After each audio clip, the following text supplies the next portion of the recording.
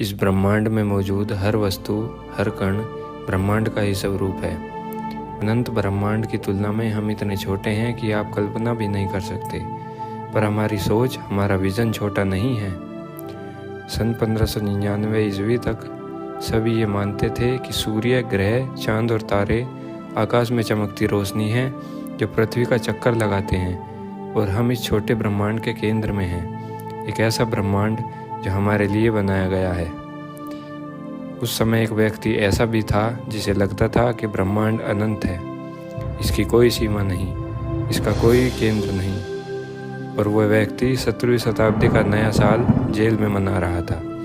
उस आदमी का नाम था जियोर्डानो ब्रूनो। इस वीडियो में ब्रूनो के बारे में आप 15 ऐसी बातें जानेंगे जो आपको नहीं पता होगी। नंबर 1, सन 1543 ईस्वी। मानव इतिहास में पहली बार ऐसा समय आया जब हमें लगा कि हमसे बड़ा भी कुछ है।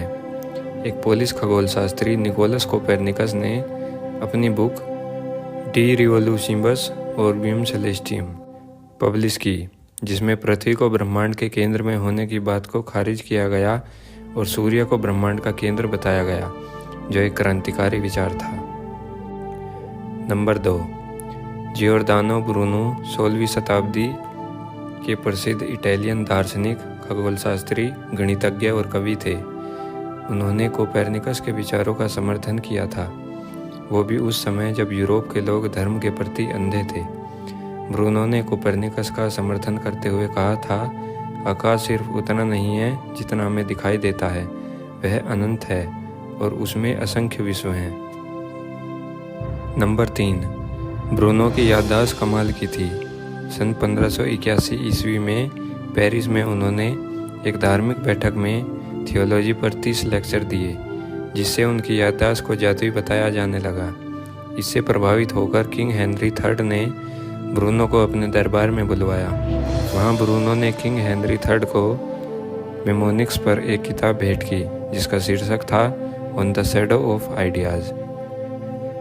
नंबर 4, एक बार ब्रूनो को चर्च द्वारा बैन किताबों को पढ़ते हुए पाया गया। उनमें से एक किताब थी लुक्रेटिस द्वारा लिखी गई on the nature of things. उसके बाद ब्रूनो को चर्च से निष्कासित कर दिया गया। जियोर्दानो ने अपनी आखिरी नौकरी खो दी थी। नंबर 5, लुक्रेटियस ने अपनी किताब on the nature of things में पाठक को कुछ कल्पना करने को कहा। उसने कहा कि यदि आप ज्ञात ब्रह्मांड के अंतिम छोर पर खड़े होकर कोई तीर चलाते हैं तो 2 बातें हो सकती हैं, या तो वो तीर स्पेस में आगे बढ़ता रहेगा या फिर वो किसी चीज़, किसी दीवार से टकरा जाएगा। अब वो दीवार ब्रह्मांड का छोर होनी चाहिए। यदि आप पुनः उस दीवार पर खड़े होकर तीर चलाएं तो फिर 2 बातें हो सकती हैं, या तो वो तीर स्पेस में आगे बढ़ता जाएगा या किसी बाउंड्री से टकरा जाएगा। फिर वही प्रोसेस बार बार होती रहेगी। इससे पता चलता है कि ब्रह्मांड अनंत है, इसकी कोई सीमा, कोई बाउंड्री नहीं। इससे ब्रूनो को ख्याल आया कि जब ईश्वर अनंत है तो उसकी रचना भी अनंत ही होनी चाहिए। नंबर 6, एक रात जब जियोर्दानो ब्रूनो सो रहे थे तब उन्होंने सपने में अपने आप को ब्रह्मांड से घिरे हुए पाया, अपने समय के ब्रह्मांड से। वो बहुत डरे हुए थे, उनके पैरों तले की ज़मीन खिसकने वाली थी। अपने साहस को बटोरकर ब्रूनो ने सीमित ब्रह्मांड की धारणा को तोड़ दिया। उस सपने के बारे में बताते हुए ब्रूनो लिखते हैं कि मैंने अपने पंखों को फैलाकर अंतरिक्ष में उड़ान भरी। ये उससे अलग था जैसा मैंने पढ़ा था, धरती से देखा था। यहाँ कुछ ऊपर, कुछ नीचे नहीं था। यहाँ कोई किनारा, कोई केंद्र नहीं था। मैंने देखा कि सूर्य दूसरा तारा ही है और तारे दूसरे सूर्य हैं जिनकी अपनी पृथ्वियाँ हैं।